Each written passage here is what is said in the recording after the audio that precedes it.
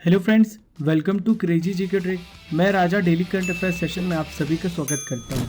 दोस्तों, आज है 23 अप्रैल 2022 और आज से संबंधित जितनी भी इंपॉर्टेंट करंट अफेयर्स होने वाली है उसे मैं आपके लिए डिस्कस करूंगा। ये करंट अफेयर भारत के किसी भी प्रतियोगी परीक्षाओं के लिए इंपॉर्टेंट है, तो पूरे सेशन को बहुत ध्यान से सुनिएगा। पीडीएफ को प्राप्त करने के लिए आप हमारे नीचे दी गई टेलीग्राम लिंक और क्रेजी जीके ट्रिक एप्लीकेशन से पीडीएफ को प्राप्त कर सकते हैं। लक्ष्य को पाने के लिए यदि हम तन मन और धन लगा देते हैं, सच कहता हूं दोस्तों, कुंडली के सितारे भी अपनी जगह बदल देते हैं। जी हाँ दोस्तों, ये बात बिल्कुल सही कही गई है। यदि आप अपना तन मन और धन सब कुछ न्यौछावर करके अपने लक्ष्य के प्रति समर्पित ईमानदार हो जाते हैं तो निश्चित ही आपको सफलता एक न एक दिन मिलनी है। देखिए फ्रेंड्स, आज का सबसे पहला इंपॉर्टेंट करंट अफेयर आपके सामने रहा। प्रोजेक्ट 75 के तहत बनाई गई 6वीं पनडुब्बी का नाम क्या है, जिसे हाल ही में जल में उतारा गया है? तो दोस्तों, इसका क्या नाम है? आईएनएस वर्कशीर। क्या नाम है? आईएनएस वर्कशीर। आइए इसके बारे में सभी इंपॉर्टेंट फैक्ट्स को इसके एनालिसिस करते, इसका पोस्टमार्टम करते हैं। देखिए, आईएनएस वर्कशीर को मुंबई में मझगांव डाक पर समुद्र में लॉन्च किया गया है। इसे कब शामिल किया जाएगा इंडियन नेवी में? 2023 में इसे इंडियन नेवी में शामिल कर दिया जाएगा। दोस्तों, इसका जो नाम है किस पर रखा गया है? तो दोस्तों, हिंद महासागर में एक समुद्री शिकारी मछली है, इसका नाम है वर्कशीर, जिसे हम सैंडफिश भी कहते हैं। इसी के नाम पर इस पनडुब्बी का नाम रखा गया है। अब आप सोच रहे होंगे दोस्तों, यहाँ पे बात आ रही है प्रोजेक्ट 75। ये प्रोजेक्ट 75 क्या है? मैं आपको इसके बारे में सारी इंपॉर्टेंट डिटेल्स देता हूँ। तो देखिए, फ्रांस ने सबमरीन निर्माण के लिए भारत को टेक्नोलॉजी ट्रांसफर की है, भारत को तकनीक ट्रांसफर की है। फ्रांस और इंडिया के बीच में ये जो ट्रांसफर ऑफ टेक्नोलॉजी है, ये एग्रीमेंट कब हुआ था? 2005 में। 2005 में इसमें सिग्नेचर हुए थे। इसके तहत क्या किया जाना था? इसके तहत 6 स्कॉर्पियन क्लास सबमरीन बनाए जाना था। तो देखिए, प्रोजेक्ट 75 के तहत बनाई गई सबमरीन, पहली सबमरीन का नाम है आईएनएस कलावरी, दूसरा है आईएनएस खंडेरी, तीसरा है आईएनएस करंज, चौथा है आईएनएस वेला। ये जो दो और अन्य सबमरीन हैं, आईएनएस वगीर और आईएनएस वर्कशीर, इनका समुद्री परीक्षण जारी है। देखिए friends, second important current affair आपके सामने रहा। पृथ्वी दिवस कब मनाया गया? When was earth day celebrated? तो दोस्तों, हर साल मनाया जाता है। कब? 22 अप्रैल को पृथ्वी दिवस मनाया जाता है। देखिए, पृथ्वी दिवस क्यों मनाया जाता है? पृथ्वी के संरक्षण के लिए। दोस्तों, जो आसपास हमारे वन्य जीव हैं, जो आसपास हमारी प्रकृति है, हमें उसका संरक्षण करना चाहिए। हमारी जिम्मेदारी उसकी रक्षा करना। दोस्तों, हर एक वन्य जीव, प्रकृति और हम भी एक दूसरे पर आश्रित हैं। दोस्तों, प्रकृति का नाश करना, अर्थ का नाश करना, यानी अर्थ को क्षति पहुंचाना हमारा खुद का ही विनाश है। इसलिए हमें इसकी रक्षा करनी चाहिए। नए नए तरीके से किस प्रकार से हम अर्थ का कंजर्वेशन कर सकते हैं, इसलिए पृथ्वी दिवस मनाया जाता है। देखिए, सबसे इंपॉर्टेंट पूछा जाता है, इसकी थीम क्या है? Invest in our planet. पृथ्वी दिवस को एक और नाम से जाना जाता है, इंटरनेशनल मदर अर्थ डे। देखिए, इस बार की जो पृथ्वी दिवस है, इसकी कौन सी वर्षगांठ मनाई गई? 52वीं, 52। अब सवाल ये उठता है कि इसकी शुरुआत किसने की, कब की? तो इसकी स्थापना की है अमेरिकी सीनेटर, इनका नाम है जेराल्ड नेल्सन। कब की? 1970 में। दोस्तों, जेराल्ड नेल्सन जो है, यह एक पर्यावरण शिक्षा, एनवायरमेंट एजुकेटर है। दोस्तों, पृथ्वी दिवस पहली बार कब मनाया गया? 22 अप्रैल 1970 को मनाया गया। अब आइए, यहाँ पर मैं आपको बताने वाला हूँ, यहाँ पे बात आ रही एनवायरमेंट की, पर्यावरण की, तो मैं आपको इससे संबंधित प्रमुख पर्यावरण से संबंधित दिवस बता रहा हूँ, जो एग्जाम की दृष्टि से बहुत इंपॉर्टेंट है। दोस्तों, आजकल आप सभी को पता है, पर्यावरण को लेकर के बहुत चर्चा हो रही है, तो इससे क्वेश्चन भी पूछे जाते हैं और हमें एक बेहतर नागरिक होने के नाते, हमें एक जागरूक नागरिक होने के नाते, जिम्मेदार नागरिक होने के नाते हमें इन सभी दिवस को जानना भी चाहिए। देखिए, 21 मार्च को मनाया जाता है वर्ल्ड फॉरेस्ट डे, विश्व वन दिवस। देखिए, वर्ल्ड वाटर डे मैंने आपको पढ़ाया था, 22 मार्च को मनाया जाता है। ठीक है। नेक्स्ट है विश्व मौसम विज्ञान दिवस, ये 23 मार्च को मनाया जाता है। Very very important, world environment day 5 जून को मनाया जाता है। विश्व महासागर दिवस, ये 8 जून को मनाया जाता है फ्रेंड्स। नेक्स्ट हम बात करेंगे विश्व बाघ संरक्षण दिवस, वर्ल्ड टाइगर कंजर्वेशन डे 29 जुलाई को मनाया जाता है। आप सभी को पता है कि ओजोन कितना ज़रूरी है, क्योंकि सन से जो अल्ट्रावायलेट रेज आती है उसे रिफ्लेक्ट करने का कार्य किसका होता है? ओजोन का होता है। 16 अक्टूबर को एक मनाया जाता है दिवस, इसे कहते हैं विश्व खाद्य दिवस, और 12 नवंबर को मनाया जाता है राष्ट्रीय पक्षी दिवस। ये सारे दिवस पर्यावरण से रिलेटेड है, इन सभी पॉइंट्स को याद रखिएगा। थर्ड इंपॉर्टेंट करंट अफेयर आपके सामने रहा। पैट्रिक अची को किस देश का प्रधानमंत्री नियुक्त किया गया है? Patrick Achi has been appointed as the prime minister of which country? तो हाल ही में इन्हें आइवरी कोस्ट का प्रधानमंत्री बनाया गया है। दोस्तों, इनकी नियुक्ति किसने की है? राष्ट्रपति अलासेन ओटोरा ने। किसने? राष्ट्रपति अलासेन ओटोरा के द्वारा इनकी नियुक्ति की गई है। दोस्तों, 2021 में, मार्च 2021 में ये प्रधानमंत्री नियुक्त किए गए थे और वापस से दोबारा से इन्हें देश का प्रधानमंत्री नियुक्त किया गया है। देखिए फ्रेंड्स, आइवरी कोस्ट को कोटे डी आइवर गणराज्य के रूप में जाना जाता है। ये कहाँ पर आता है? अफ्रीका के दक्षिण पश्चिमी तट पर स्थित एक देश है। अब आइए इसकी लोकेशन को देख लेते हैं। यहाँ पर आप देख पा रहे हैं अफ्रीका कॉन्टिनेंट, यहाँ पर आप देख पा रहे हैं ये अफ्रीका महाद्वीप में है, और ये जो रेड मार्क है ये है कोटे डी आइवोर। ठीक है। आइवरी कोस्ट की राजधानी क्या है? तो इसकी राजधानी है यामोसुक्रो। फिर से मैं बोल रहा हूँ यामोसुक्रो, ये इसकी कैपिटल है। ठीक है। अब आइए फ्रेंड्स बात करते हैं यहाँ की करेंसी की। तो इसकी करेंसी है पश्चिम अफ्रीकी CFA फ्रैंक। आइवरी कोस्ट के राष्ट्रपति कौन है? मैंने आपको बताया अलासेन ओटोरा। चलिए friends, fourth important current affairs की ओर बढ़ते हैं। देखिए, भारत के प्रधान वैज्ञानिक सलाहकार हाल ही में कौन नियुक्त किए गए हैं?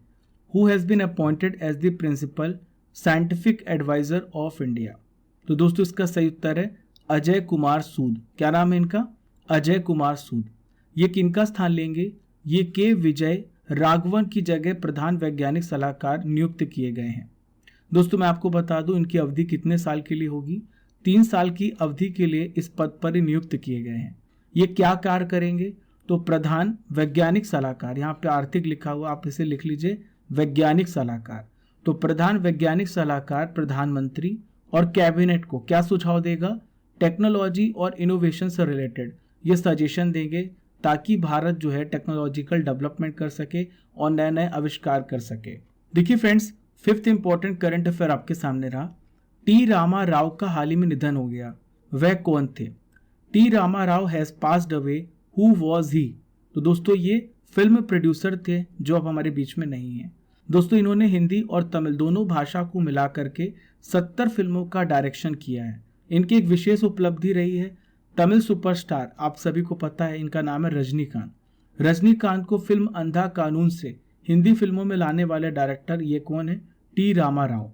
इन्होंने हिंदी फिल्म इंडस्ट्री में 1979 में कदम रखा और बहुत सारे बड़े सितारों के साथ कार्य किया। अब यहाँ पे बात आ रही निधन की, तो मैं आपको बताने वाला हूँ हाल ही में हुए निधन के बारे में, जो एग्जाम की दृष्टि से इंपॉर्टेंट है। सबसे पहले बात करेंगे प्रफुल्ल कर। तो प्रफुल्ल कर कौन थे? उड़िया गायक और संगीतकार थे। नेक्स्ट है फ्रेंड्स मंजू सिंह, ये टेलीविजन निर्माता और अभिनेत्री थी। नेक्स्ट है रिचर्ड हावर्ड, ये अमेरिकी कवि और पुलित्जर पुरस्कार विजेता थे। सिक्किम के पूर्व CM, इनका नाम है बीबी गुरुंग, जो अब हमारे बीच में नहीं है। बेल्जियम के फुटबॉलर जिनका कैंसर की वजह से निधन हो गया, इनका नाम है मिगुएल वैन डैम। GIF प्रारूप के निर्माता स्टीफन विलाइट, इनका निधन हो चुका है। भारत के पूर्व chief justice of India CJI Ramesh Chandra Lahoti, जिनका हाल ही में निधन हुआ है। बांग्लादेश के पूर्व राष्ट्रपति, इनका नाम है शहाबुद्दीन अहमद। आखिर में बात करेंगे सौमेलो बॉबे माइगा, ये माली के पूर्व प्रधानमंत्री थे, जिनका हाल ही में निधन हुआ है। India pulse and grains association IPGA का अध्यक्ष हाल ही में किसे नियुक्त किया गया है? इनका क्या नाम है? तो देखिए फ्रेंड्स, इनका नाम है विमल कोठारी। क्या नाम है? विमल कोठारी। ये किनका स्थान लेंगे? ये जीतू भेड़ा का स्थान लेंगे, जो 2018 में IPGA के प्रेसिडेंट बने थे। IPGA का क्या कार्य है? तो दोस्तों, भारत में दलहन व्यापार और उद्योग की ये सर्वोच्च संस्था है। इसका गठन कब हुआ है? 2011 में। देखिए friends, seventh important current affair आपके सामने रहा। हाल ही में किस केंद्र शासित प्रदेश में जन निगरानी ऐप को लॉन्च किया गया है? इन विच UT ऐप जन निगरानी वॉज लॉन्च्ड? तो दोस्तों हाल ही में जम्मू कश्मीर यूटी में केंद्र शासित प्रदेश में इस एप्लीकेशन को लॉन्च किया गया है। देखिए फ्रेंड्स, अब हम समझते हैं कि इसका उद्देश्य क्या है, आखिर इस एप्लीकेशन को लॉन्च क्यों किया गया है। तो इसका ऑब्जेक्टिव है लोगों को विभिन्न योजनाएं, जो विभिन्न स्कीम्स है, डिफरेंट स्कीम्स हैं, उससे रिलेटेड कंप्लेंट्स, शिकायतों को ऑनलाइन दर्ज कराने में मदद करना। देखिए किसके द्वारा इसे लॉन्च किया गया है, ग्रामीण विकास और पंचायती राज विभाग जम्मू कश्मीर में जो है ई गवर्नेंस पहल के तहत इस एप्लीकेशन को लॉन्च किया गया है। ये एप्लीकेशन 24/7 इंटरनेट बेस्ड प्लेटफॉर्म है। देखिए यहाँ पे जम्मू कश्मीर की बात आ रही है, तो आपसे पूछा जा सकता है कि वर्तमान में इसके उपराज्यपाल कौन है, तो इनका नाम है मनोज सिन्हा। आप लिख लें, इनका क्या नाम है, मनोज सिन्हा। देखिए जम्मू कश्मीर केंद्र शासित प्रदेश का गठन कब हुआ, 31 अक्टूबर 2019।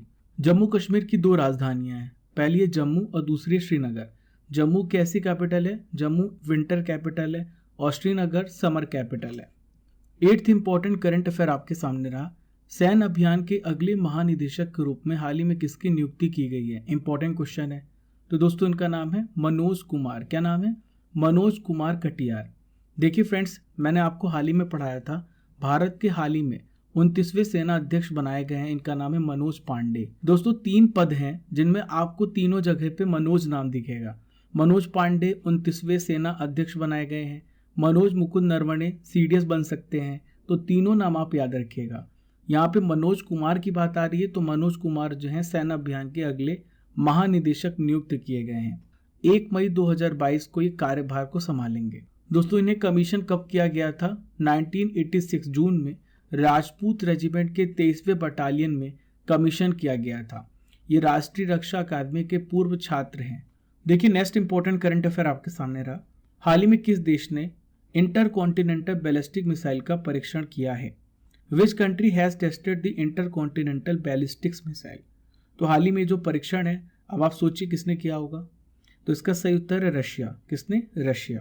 इसका नाम है सरमट। इस मिसाइल का क्या नाम है, सरमट। ये पृथ्वी पर किसी भी टारगेट को मार सकती है। इसकी घोषणा राष्ट्रपति व्लादिमीर पुतिन ने 20 अप्रैल 2022 को की। ये परीक्षण कहाँ पर हुआ है, रूस के साउथ वेस्ट हिस्से में पैलेस्टिक में इसका परीक्षण किया गया, इसका एक्सपेरिमेंट किया गया। यहाँ पे बात आ रही है सरमट मिसाइल की, तो आइए सरमट मिसाइल की खूबियों के बारे में जान लेते हैं। तो दोस्तों सबसे पहले इसकी विशेषता है, ये 200 टन से अधिक वजनी हथियार को ले जाने में सक्षम है। इसके साथ 10 वॉरहेड एक साथ फिट किए जा सकते हैं। ये किसी भी रडार और ट्रैकिंग सिस्टम को चकमा दे सकती है। दोस्तों आम बोलचाल भाषा में इसे शैतान कहा जाता है। क्या कहा जाता है, शैतान कहा जाता है। देखिए friends, 10th important current affair आपके सामने रहा, हाल ही में किस सिख गुरु की 400वीं जयंती नई दिल्ली के लाल किले में प्रकाश पर्व मनाई गई। इंपॉर्टेंट क्वेश्चन है, ध्यान से सुनिएगा। तो दोस्तों श्री गुरु तेग बहादुर जी की जयंती मनाई गई। दोस्तों गुरु तेग बहादुर जो थे, सिखों के किस नंबर के गुरु थे, पूछा जा सकता है। तो सिखों के 9वें गुरु थे। मुगल शासक, इसका क्या नाम था, औरंगजेब।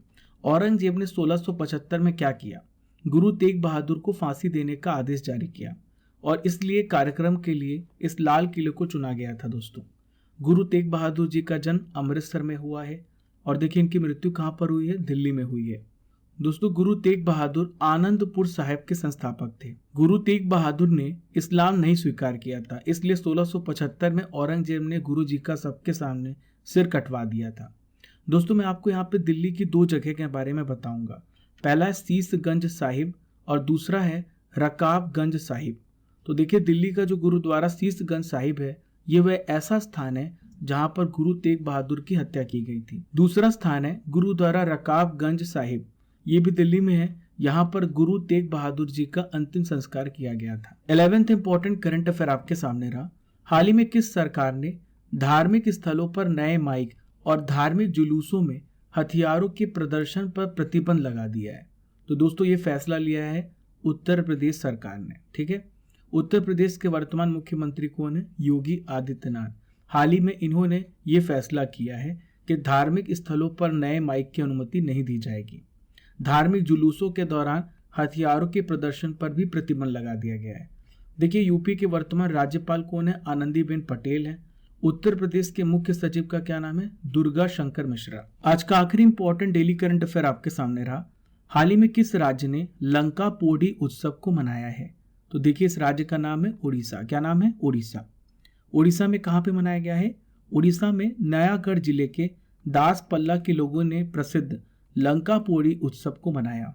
देखिए कब तक चलता है ये उत्सव? 12 दिनों तक चलता है। भगवान राम ने 12वें दिन क्या किया था? रावण का वध कर दिया था। तो ये फेस्टिवल समाप्त हो जाता है। ये भद्रा अमावस्या पर हर साल मनाया जाता है। देखिए फ्रेंड्स, अब मैं best comments of the day पे चलता हूँ। यहाँ पे मैं नाम लूंगा अनंत तिवारी जी का, राजकुमार डांगी जी का। दोस्तों उसके अलावा और भी नाम है, नवीन कुमार और टेक टॉक। देखिए नवीन कुमार लिखते हैं, sir I am from Haryana, मेरा 20 अप्रैल को एसएससी सीजीएल का एग्जाम था, करंट अफेयर से मोस्टली क्वेश्चन आए हुए।